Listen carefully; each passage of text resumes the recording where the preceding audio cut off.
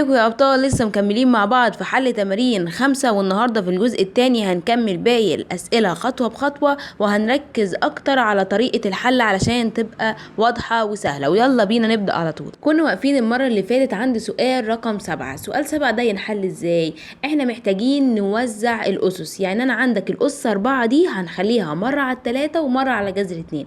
ازاي؟ تعالى اقولك. يعني هتبقى 3 اس 4، روح حطها لي على الآلة تطلع لك 81. وبعد كده عندنا كمان جذر الاتنين أس الأربعة، دي هنسيبها زي ما هي. وجذر الاتنين أس الاتنين هنسيبها زي ما هي. سامعاك وانت بتقولي طب ليه؟ ما احنا ممكن نشيل الجذر مع التربيع ويتبقى الاتنين. هقولك استنى علشان ننفذ القاعدة اللي احنا بنعملها في الدرس بتاعنا. ننزل على اللي تحت برضو محتاجين نوزع الأسس. الاتنين الأس بتاعنا تربيع، محتاجين نقسمه مرة على الاتنين، يعني 2 تربيع بالأربعة، وعندنا جذر التلاتة تربيع. يلا بقى نحل نختصرها. عندنا 81، طبعا هنا 1 يعني 81 في 1 بإيه؟ ب81. وعندنا هنا جذر 2 وجذر 2، فهناخد جذر 2 واحدة، وفي الضرب بنعمل ايه؟ بنجمع الأسس. يعني 4 زائد الاتنين ب6 على الأربعة، في عندنا الجذر هيروح مع التربيع يبقى 3، فتطلع الإجابة بتساوي 81 في جذر الاتنين أس 6. روح حطها لي على الآلة هتطلع لك ب8 على 4 في 3 ب12. تطلع الإجابة بتساوي 54. ندخل في سؤال رقم 8. المرة دي بقى ركز معايا لان احنا هنعمل حاجتين في بعض. انا عندي اول حاجة جذر 8 كلها اس 4. طب 8 دي مش الاول المفروض تبقى حاجة في حاجة؟ يعني هي 2 في 4. يبقى انا المفروض اعمل ايه؟ هسحب القوس بتاعي واقول جذر 8 ديت اللي هي 2 في 4 كلها اس 4 في جذر 2 اس 3 على 2 اس 5. تبقى بنوزع الأسس بتبقى ب32. وبعد كده جذر 2 أس 5 هنسيبه زي ما هو. تعالى بقى نظبط البسط. احنا عندنا جذر 2 دي ليها حاجة؟ لا، ده بجذر 4. ايوه سامعاك، برافو عليك، ب2. يبقى 2 جذر 2، ما تنساش كلها على بعض أس 4 في جذر 2 تكعيب على زي ما هي 32 جذر 2 أس 5. تعالى بقى ايه؟ نوزع الأسس في البسط. انا عندي 2 أس 4 بايه؟ ب16. مش عارف؟ اكتب على الآلة. بعد كده جذر 2 أس 4 زي ما هي. انا عارفة ان انت ممكن تعملها بدماغك او تعملها بالآلة، بس استنى عشان ننفذ القاعدة اللي احنا عارفينها. في جذر 2 أس 3 على 32 جذر 2 أس 5. اكتب لي على الآلة بقى 16 على 32 هتطلع لك بايه؟ هتطلع لك بنص. وفوق في جذر 2 وتحت جذر 2، فهاخد جذر 2 واحدة. وعندي كنت قايله لك في الفيديو اللي فات ان انا بجمع البسط وبطرح المقام، يعني 4 زائد 2 7، وهنطرح منها الأس بتاع المقام اللي هو ناقص 5، فهتطلع لك 2. فالإجابة تطلع بتساوي نص، والجذر هيروح مع التربيع، نص في 2 تطلع بتساوي 1. ندخل في سؤال رقم 9. ركز برضو لان الاسئله دي هي اللي بتيجي في الامتحان. هنسحب الجذر بتاعنا. عندنا ال 18 ديت كام في كام؟ 2 في 9 كلها اس 5 في جذر 2 أس 3 دي زي ما هي على جذر 12 3 في 4 كلها أس ايه؟ أس 4. حلو. يبقى تعالى نشوف ده كله هيطلع لي ايه. جذر 2 ليها حاجة؟ لا. طب جذر 9 ب3، فتبقى 3 جذر 2. ما تنساش ان ال3 تبعنا برضو كلها أس 5 في جذر 2 أس 3 على جذر 3 ليها حاجة؟ لا. طب جذر 4 ب2، فتبقى 2 جذر 3 كلها أس 4. يلا بقى نبدأ نوزع الأسس. عندي 3 أس 5، روح حطها على الآلة. حطين 43 جذر 2 أس 5 في جذر 2 أس 3. حلو. على 2 أس 4 ب16، وجذر 3 كله أس 4. سامعاك وانت بتقولي خلاص كده احنا هنحط على الآلة 243 على 16 وهناخد واحدة جذر 2 منهم. طب استنى، فوق في البسط هما جذر 2، تحت ايه؟ جذر 3. ما ينفعش تعمل الطريقة دي. الطريقة ديت لو البسط والمقام هما كلهم مثلا جذر 2 او كلهم جذر 3، غير كده ما ينفعش. يبقى هنعمل ايه هنا بقى؟ هنقول 243 وهناخد البسط بس جذر 2 واحدة، وفي الضرب بنجمع الأسس فهتبقى 5 زائد التلاتة ب8، والمقام عندك هيبقى 16 جذر التلاتة أس الأربعة. يبقى عندنا 243. وكنت قايله لك قبل كده ان لما عندنا يبقى الأس زوجي كنا بنعمل ايه؟ كنت باخد اللي تحت الجذر، يبقى طبعا ده فيه، كنت باخد اللي تحت الجذر واضرب الأس في نص، يعني 8 في نص بايه؟ ب4 على 16 فيه، ونفس الكلام هنا هتبقى 3 والأربعة في نص بالاتنين. روح حط بقى ده كله كده هو على الآلة هتطلع لك 27. وكده يبقى السؤال خلص. يلا بينا على سؤال رقم 10. المرة دي مديك كله أس 4، يعني الأس 4 دي هتتحط على كل الأرقام اللي تحتها، يعني هتبقى 2 أس 4 وجذر 3 أس 4 و3 أس 4 على كمان تحت في جذر 2 أس 4. بس كده هو السؤال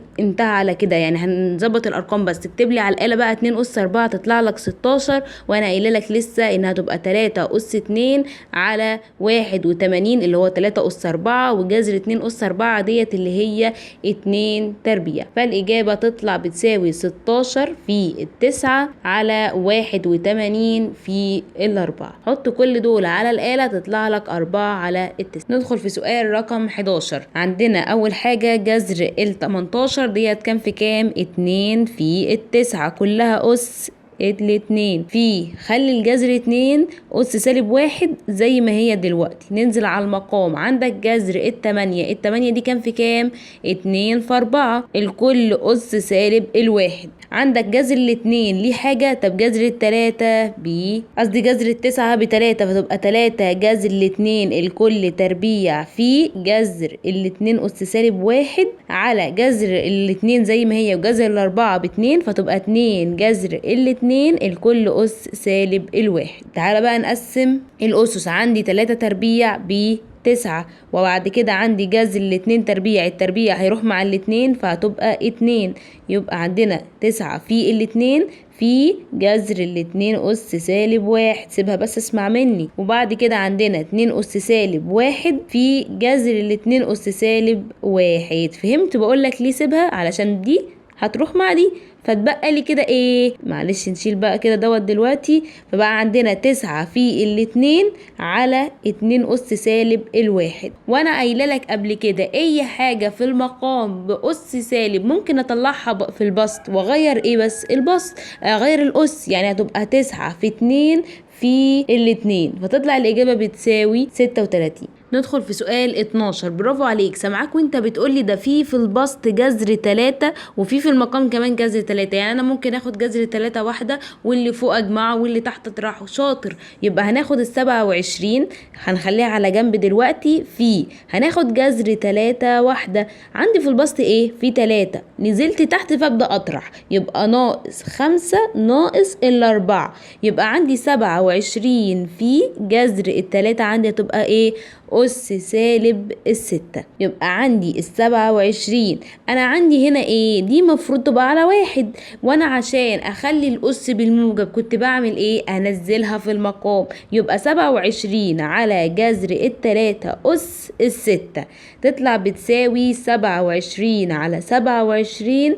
لو مش عارف إن جذر 3 أس 6 ب27 نعمل إيه؟ حط على الآلة. برافو عليك. يبقى 27 على 27 ب1. ندخل في سؤال رقم 13. عندك بيقول لي 10 أس 3 ف10 أس سالب 7. يعني أنا ممكن آخد 10 واحدة وفي الضرب بجمع الأسس فهتبقى 3 زائد السالب 7 على، أنا قايله لك قبل كده إن الواحد من 10 ديت اللي هي إيه؟ 10 أس سالب 1. يعني أنا ممكن أكتبها كده 10 أس سالب 1 الكل تربيع في 1 من 100 10 أس سالب 3. جميل. تطلع بتساوي 10 أس، اكتب لي على الآلة 3 زائد ناقص 7 يعني 3 ناقص 7 يعني سالب 4 على العشرة أس سالب واحد، يعني السالب واحد هيتضرب في الاتنين فهتبقى 10 أس سالب الاتنين في 10 أس سالب التلاتة. فوق 10 وتحت 10 بعمل ايه؟ باخد 10 واحدة واللي فوق بجمعه واللي تحت بطرحه، يعني هتبقى سالب 4 ناقص الاتنين. وانا طبعا لسه قايل لك في الفيديو الاخير قاعدة الاشارات ان لما بتبقى ناقص بتبقى زائد ناقص سالب التلاتة، يعني هتبقى 10 أس الواحد، تطلع الإجابة بتساوي 10. ندخل في سؤال 14، ركز معايا بقى لأن سؤال 14 ده فيه كام فكرة جديدة كده. عندنا أول حاجة جذر الاتنين أس الأربعة أس الخمسة هنسيبها زي ما هي، ف10 أس الستة كمان زي ما هي، جذر 2 أس التلاتة في 2 أس تلاتة. عندك بقى الفكرة هي هنا الخمسة أس الخمسة دي أنا مش ممكن أخليها 5 أس 3 في 5 أس 2. هتقولي اشمعنى يعني هتفرق ايه؟ أقولك استنى بس، ينفع ولا ما ينفعش؟ أيوة ينفع. طيب يبقى هنخليها 5 أس 3 في 5 أس الاتنين، يبقى بقت عندنا كده جذر الاتنين أس 5 في 10 أس 6 على جذر 2 أس 3 في 2. ركز هنا الأس 3 وهنا أس 3، أنا مش ينفع أخليها 2 في 5 أس 3. أنا لما يكون عندي الأس ثابت فممكن أعمله إزاي؟ أخد 2 في 5 كلها أس 3. جميل في 5 تربيع. الكلام ده هيطلع بيساوي إيه؟ جذر الاتنين أس الخمسة في 10 أس 6 على الجذر 2 أس 3 في 2 في 5 بكام؟ ب10، هتبقى 10 أس 3 في 5 تربيع. حلو. طب انا كده بقى عندي فوق جذر 2 وتحت برضو جذر 2 ونفس الكلام مع ال10، يعني انا ممكن اعمل ايه؟ اخد جذر 2 واحدة وعندي في الاسم بطرح الاسس، فهتبقى 5 ناقص التلاتة بالاتنين، وبعد كده هتبقى فيه هاخد 10 برضو واحدة وهتبقى 6 ناقص التلاتة ب3. ركز بقى انا سامعاك وانت بتقولي يبقى فاضل 5 أس 2 هكتبها، ركز دي في المقام، يعني هتبقى 1 على 5 أس 2 اللي هي 25. فالإجابة تطلع لك 2 في 1000 في 1 على 25. روح حطي ده كله على الآلة يطلع لك 80. ندخل في سؤال رقم 15. عندنا الجذر التكعيبي ل 16 اللي هي كام في كام؟ 2 في 8 كلها تربيع. حلو. في الاتنين أس 5 ب32، وبعد كده في الجذر التكعيبي للاتنين الكل أس 5 على تحت 4. وهنا ركز معايا كده جذر التكعيبي للاتنين وهنا جذر التكعيبي للاتنين أس 5، يعني أنا ممكن آخد الجذر التكعيبي للاتنين واحدة بس، وفي الضرب بجمع الأسس فتبقى أس 6. جميل. عندي الجذر التكعيبي للاتنين ليه حاجة؟ لا. طب الجذر التكعيبي للتمانية ب2، يعني هتطلع 2 بره وفي تربيع، يعني هتبقى 4، فتبقى 4 الجذر التكعيبي للاتنين، ولكن الجذر التكعيبي للاتنين لسه كل تربيع في 32 في الجذر التكعيبي للاتنين أس 5 على 4 الجذر التكعيبي للاتنين أس 6. طب ركز معايا انا دلوقتي، قولي 4، اكتب لي كده على الآلة 4 في 32 على 4 وشوف هتطلع بتساوي كام. هتطلع لك ب32. طب انا عندي هنا الجذر في البسط في جذر تكعيبي للاتنين ونفس الكلام في المقام، فهعمل ايه؟ هاخد واحدة بس الجذر التكعيبي للاتنين، وفي البسط هجمع وتحت هطرح، يبقى 2 زائد 5 ناقص 6. فالإجابة في الآخر هتطلع لك 32 في جذر التكعيبي للاتنين أس 1. فالإجابة تطلع بتساوي 32 جذر التكعيبي للاتنين. نبدأ بقى في الجزء الرابع، بس قبل ما نبدأ ما تنسوش لو الفيديو عجبكم تعملوا لايك للفيديو وتشتركوا في القناة علشان يوصل لكم كل جديد، واحنا فعلا بنتعب علشان نوصل لكم المعلومة بطريقة سهلة وبسيطة، ودعمكم هو اللي بيشجعنا نكمل. ويلا بينا ندخل في أول سؤال. بيقولك سالب 2 اكس واي الكل أس سالب 3 وتحت اكس أس سالب 4 واي أس سالب 4. أول ما الاقي أس السالب كنت بعمل ايه؟ لازم احولها لموجب. تعالى، يعني انا عندي المقام دلوقتي اكس أس سالب 4، فانا لو عايزه اخليه موجب اطلعه في البسط تبقى اكس أس 4، ونفس الكلام في الواي تبقى واي أس 3. طب والبسط؟ طب ما هو كمان أس سالب 3، يعني انزله تحت علشان يبقى الأس بالموجب، يبقى سالب 2 اكس واي الكل أس 3. تعالى بقى نفك المقام، يبقى اكس أس 4 واي أس 3 على سالب 2 أس 3 بسالب 8 اكس أس 3 واي أس 3. طب مش واخد بالك ان في واي فوق أس 3 وتحت برضو في واي أس 3؟ يبقى هيروحوا مع بعض، وهنا اكس أس 4 واكس أس 3 اتبقى لي ايه؟ اكس واحدة بس وسالب 1 على 8. يبقى الإجابة بقت سالب 1 على 8 اكس. السؤال رقم 2 عندك، تعالى نعمل ايه؟ الارقام مع بعض، الايه مع بعض، البي مع بعض.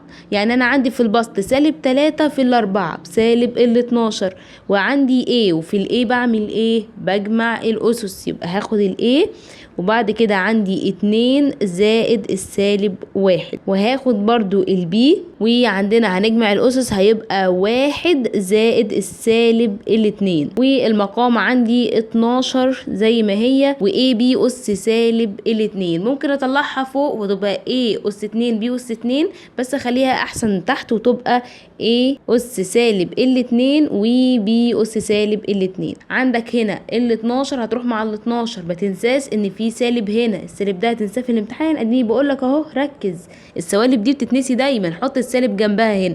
عندي بعد كده الايه، في ايه فوق وايه تحت، اعمل ايه؟ اخد ايه واحده، اللي فوق بيتجمع واللي تحت بيتطرح. يبقى عندنا 2 زائد سالب 1 ب1 ناقص ال2، وبعد كده عندي كمان البي، بجمع الاسس اللي فوق، عندي 1 زائد السالب 2 بسالب 1 ناقص ال2. يعني الإجابة هتطلع في الآخر سالب A أس 3 B.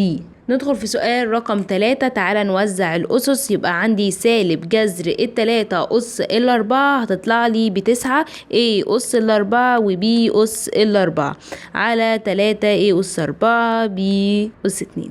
عندي 9 على 3 ب3، و A أس 4 هتروح مع A أس 4، B أس 4 على B أس 2 هيتبقى لي B أس 2. فالإجابة تطلع لي 3 B تربيع. يلا بينا ندخل على أول سؤال في الجزء الخامس. عندك 2 أس 2 ان زائد 1 في 3 برضو نفس الأس، وأنا لسه قايله لك لما يكون نفس الأس أنا ممكن أعمل إيه؟ بخليها 2 في 3 وآخد أس 1 بس، اللي هو 2 ان زائد 1 على 6 أس 2 ان. فهنا هتبقى 6 أس 2 ان زائد 1 على 6 أس 2 ان. يعني انا ممكن اخد 6 واحدة بس واطرح الاسس اللي هي 2 ان زائد 1 ناقص 2 ان ديت بالموجب ودي بالسالب هيروحوا مع بعض، يعني 6 أس 1، يعني الإجابة تطلع ب6. وبكده نكون خلصنا الجزء الثاني من حل تمارين 5. استنوا بقى إن شاء الله الجزء الثالث قريب،